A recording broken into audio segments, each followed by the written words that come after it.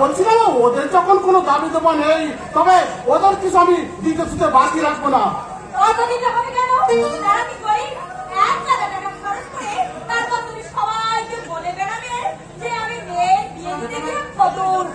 মেয়েরা জন্মায় তো বাপকে ফতুল করার জন্য। ঠিক আছে ঠিক আছে, আমার বিয়েতে তোমাকে কিচ্ছু দিতে হবে না। জন্মের সঙ্গে সঙ্গে আমি সব দিয়ে বসে আছি মা। কি দিয়েছি শুনি? দিয়েছি স্নেহ, মায়া, মমতা, ভালোবাসা, এত কিছু দিয়েছি যার কোনো সীমা পরিসীমা নেই। এটা অবশ্য তুমি বলতেই পারো বাবা।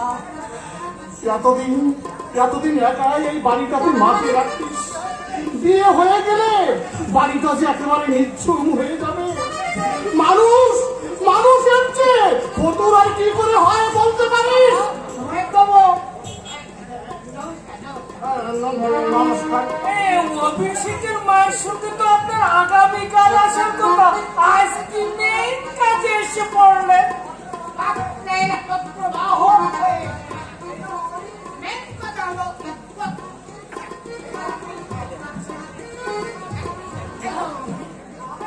আমাকে কেন?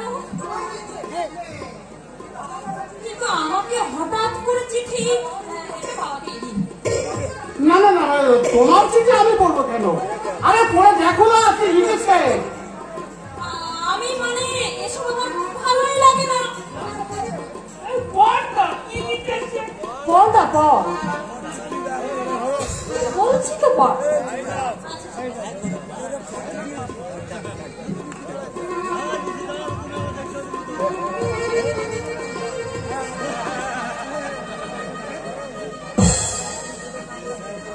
কি হলো মা, তোর মুখের ভাবটা হঠাৎ এমন বদলে গেল কেন? কি লিখেছে অভিষেক? এই কোনো দুঃসংবাদ? আহা, তো তুই কোনো কথা বলছিস না কেন? বলো বাবা।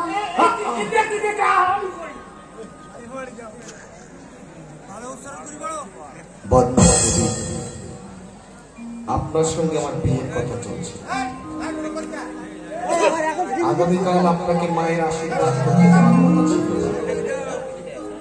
পাকাপাকি কিছু যাতে না হয় সেই জন্য আমাকে এই চিঠি লেখা। আপনার সম্বন্ধে যা শুনেছি তাতে আমার মনে হয়েছে আপনি আমার স্ত্রী হওয়ার সম্পূর্ণ উপযুক্ত। চিঠির ভাষায় যদি আঘাত দিয়ে থাকি ক্ষমা করবেন। অভিষেক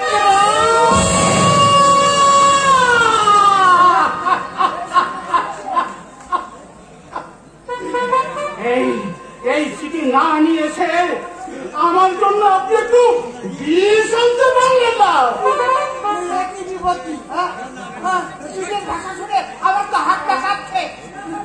বিনা কারণে এত বড় আঘাত এই কথা হলো, আমি কিছুতেই সহ্য করি। এমন সুন্দর আরম্ভের মাঝপথে যেমন বিশ্রী সমাপ্তি ঘটবে তা আমিও ভাবতে পারিনি। অভিষেকের মতো ছেলে এমন একটা চিঠি লিখবে, এই যে কল্পনা। না দাদু, কল্পনার অতীত কিছু নয়। এদেশে মেয়েদের জীবনে এটাই তো চিরদিনের বাস্তবে ঘটনা। যে আমাকে দেখলো না, আমার সঙ্গে মিশলো না, আমাকে নিয়ে ঘর পর্যন্ত করলো না, অথচ বিচার করে সে রায় দিয়ে বসলো আমি তার স্ত্রী হওয়ার উপযুক্ত নই। কিসে আমি তার অনুপযুক্তা? যাচাই হবে দাদু, যাচাই হবে। আমি জানতে চাই কেন সে আমাকে প্রত্যাখ্যান করলো। ঠিকই বলছি দাদু, আর সে সুযোগ করে দিতে হবে তোমাকে। যে কোনো কৌশলে অভিষেক রায়ের কাছে আমাকে পৌঁছে দিতে হবে। ছেলে মানুষের মতো কথা বলছিস মা। ছেলে মানুষ আর আমি নেই বাবা। এত বড় অপমান আমি কিছুতেই সহ্য করতে পারবো না। সত্যি তুমি যদি এই অপমানের যোগ্য জবাব দিতে পারো, আমি তোমায় সর্বোচ্চভাবে সাহায্য করবো। পারবো দাদু, আমি পারবো। যে মেয়েদের না হলে পুরুষেরা একদণ্ড চলে না,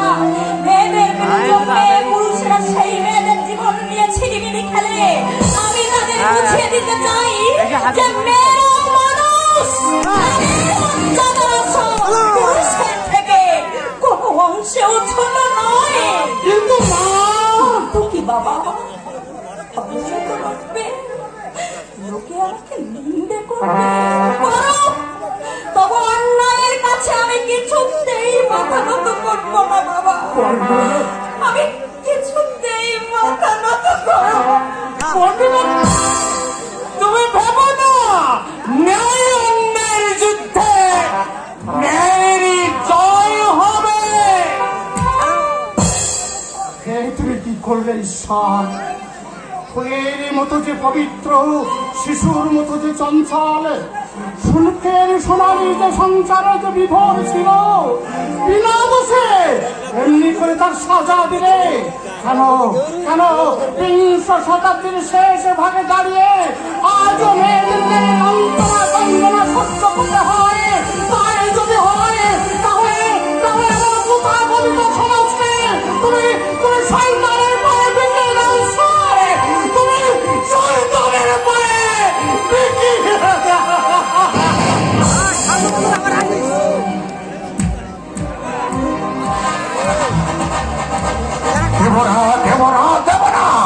আমার সম্পত্তির এক কানা করিও, আমি অভিষেককে দেব না।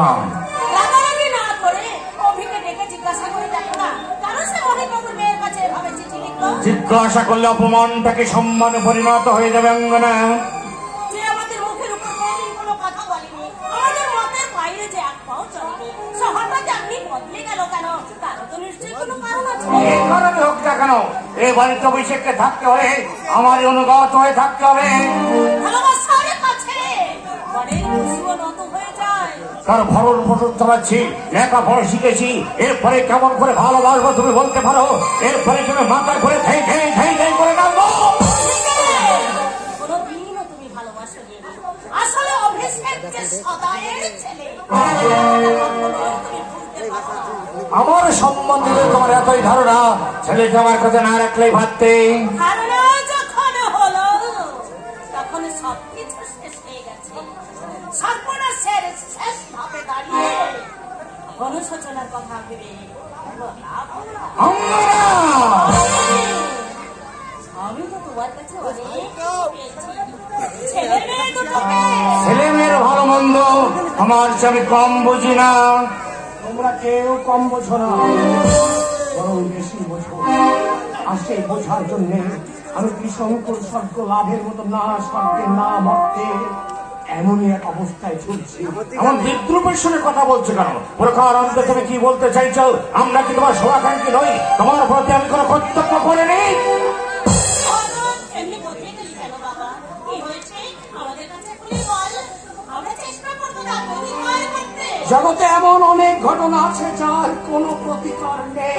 কি সেই ঘটনা যার জন্য তুমি আজ এতটা উচ্ছৃঙ্খল হয়ে উঠেছ? উচ্ছৃঙ্খলতা এমন কিছু তো করিনি। সম্পত্তি নষ্ট করে জুয়া খেলছি না, বন্ধু বান্ধবদের দিয়ে বাইজি নাচের আসরে যাচ্ছি না, বিবেক বুদ্ধি মনুষ্যত্ব বিসর্জন দিয়ে অন্যের বউকে নিয়ে এক ঘরে রাতও কাটাচ্ছি না। বেশি রাত্রে বাড়িতে এসে চেঁচামেচি করছো, এটা কি তোমার উচ্ছৃঙ্খলতা নয়? মদ তো তোমরাও খাও। না মানে আমরাও খাই, তবে যখন তখন খাই না। ওরা পাঁচুর অনুষ্ঠানে গিয়ে মাত্রা রেখে খাই। মাত্রা তোমরা রাখোনি, তোমরা মাত্রা রাখলে আজ আমি এমন বেমাত্রা হয়ে যেতাম না। মাত্রা বাইরে কি করেছি আমরা? বিশেষ কারণে জবাবটা আমি এখন দিতে পারছি না। জবাব জবাব জবাব আমি দিচ্ছি, তাই তুমি শোনো। এর সুযোগ নিয়ে তুমি যে মান মর্যাদা এমনি ভাবে নষ্ট করবে, তার কিছুতে সহ্য করবো না। মান মর্যাদা যদি তোমার নকল না হয় কেউ তো নষ্ট করতে পারবে না। আর যদি নকল হয়, যতই শক্ত করে ধরে রাখবার চেষ্টা করো না কেন, একদিন তা হাত ফসকে বেরিয়ে যাবে। তার মানে কি বলতে চাইছো তুমি? থাক না, তর্কে তর্ক বাড়বে। ভারতকে তর্ক সবাই জানে। মহানুপুরে মহিত বাবুর মেয়ের সঙ্গে অভিষেকের বিয়ের 3 তারিখ পর্যন্ত ঠিক হয়ে গেছে। 100% সব নিমন্ত্রণ হয়ে গেছে। তুমি বলতে পারো এখন তাদের সামনে কোন মুক্তি রাবত বলতে পারো? আমাদের কাউকে কিছু না জানিয়ে মোহিত বাবুর কাছে মেয়ের কাছে এভাবে চিঠি লিখে তুই বিয়েটা ভেঙে দিবি কেন বাবা? বিয়ের সবটুকু আনন্দ যে তোমরা নিজেদের মধ্যে ভাগ করে নিয়েছ, আমার জন্য তোমার ছেলের জন্য এতটুকু অবশিষ্ট রাখনি, আর সেজন্যই বিয়ে করা আর আমার হলো না মাগো, বিয়ে করা।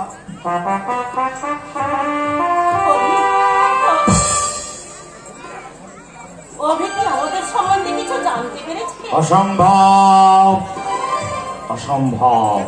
কি করে জানবে, কি করে জানবে? আর জানতে পারলো এতটা উদ্ধত উচিত নয়।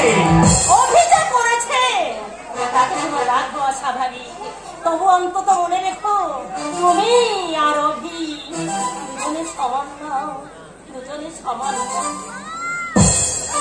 এক সময় যা ভেবেছি সুধা, আজ দেখছি তার করো। না পারছি গিলতে, না পারছি রাতে। সমস্যায় আরে শোনো, এসে এসে বাবা আপনার কাছে পাঠালেন কেন বলো তো? সেটা না হয় বাবার কাছে শুনবেন। তুমি জেনে থাকো বলেই ভালো না। না মানে আমাদের বিয়ের ব্যাপারে বাবা আপনার সঙ্গে কথাবার্তা বলতে আচ্ছা আচ্ছা আচ্ছা আচ্ছা, শুভ কাজ দেরি করতে নেই, খুব ভালো কথা। আমি কালই তোমার বাবার সঙ্গে দেখা করবো, কেমন? আমি আসছি। খেয়ালের বসে বিয়ে করা আর একটা জীবনের দায়িত্ব নেওয়া দুটো কিন্তু এক জিনিস নয় স্বপ্ন। অভিষেক, কৌশলের সঙ্গে আমার বিয়ে হোক, তাকে তুই চাস রে? চাই বলেই তো কথাটা বললাম রে। তুই নিশ্চিন্ত থাকতে পারিস, বেদের মন্ত্রকে পরিপূর্ণ মর্যাদা আমি দেব। কিন্তু তোর কি হয়েছে বলতো? কি হয়েছে? ক্লাব, লাইব্রেরি সব ছেড়ে দিলি, আমাদেরকে তো এড়িয়ে চলিস। কৌশলের কাছে শুনলাম রোজই বেশি রাত্রে মাতাল হয়ে দিয়ে বাড়িতে ফিরিস। উল্কাপিণ্ড দেখেছিস স্বর্ণ? উল্কাপিণ্ড, উল্কাপিণ্ড কচ্ছুত হয়ে গেলে এক বুক আগুনের জ্বালা নিয়ে পৃথিবীর বুকে আসতে পড়ে। আমি অস্থায়ী রে স্বর্ণ, আমি আমারও এক বুক জ্বালা রে স্বর্ণ, এক বুক জ্বালা। অভিষেক, অভিষেক, অভিষেক, ওর আবার কিসের চালা? যেমন করে হোক আমাকে সন্ধান নিয়ে জানতে হবে। ওর মতো বন্ধুকে আমি কিছুতেই নষ্ট হয়ে যেতে দেবো না, কিছুতেই না। আসুন, আপনি এখানে বসুন, আমি মাকে ডেকে দিচ্ছি। ও হ্যাঁ হ্যাঁ হ্যাঁ, কি নাম বলবো? নাম বলতে হবে না, তবে শুধু গিয়ে বলো মমতার কাছ থেকে একজন ভদ্রলোক এসেছে। ও ভদ্রলোক এসেছে, ঠিক আছে বসুন। মা,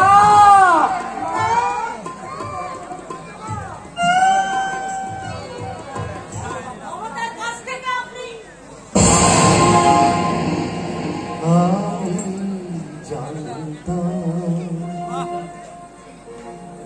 তুমি আসবে এমনি করে চেনা পথে তুমি ফিরবে, আমি জানতাম তুমি আসবে এমনি করে আগে মতো ভালোবাসবে, আমি জানতাম তুমি আসবে।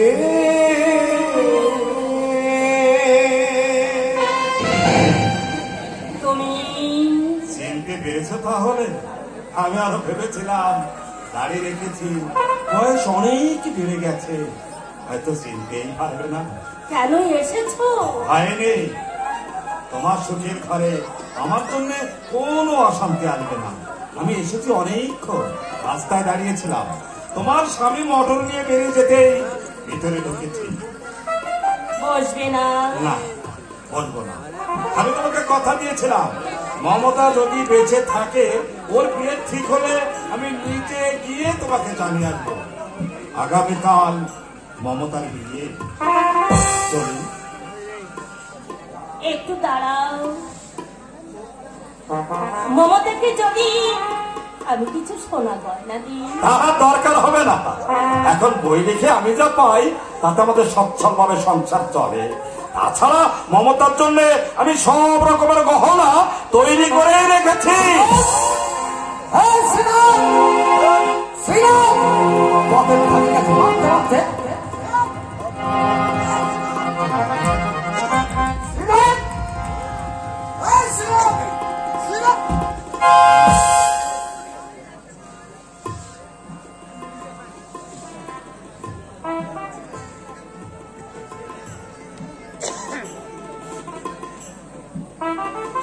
ইনি কে মা?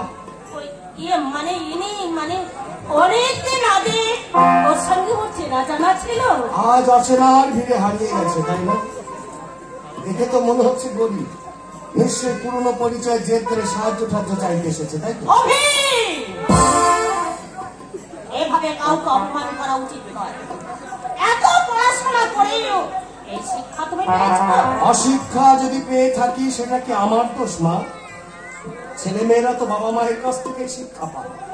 তোমরা আমাকে যেমন শিখিয়েছ আমিও ঠিক তেমনি শিখেছি।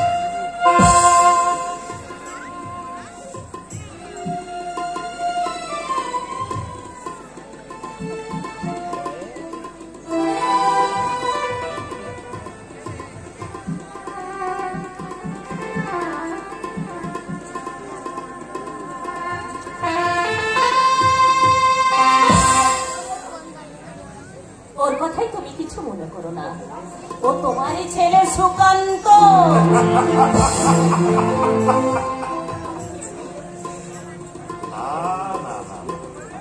আমি কিচ্ছু মনে করি। আচ্ছা আমি চলি।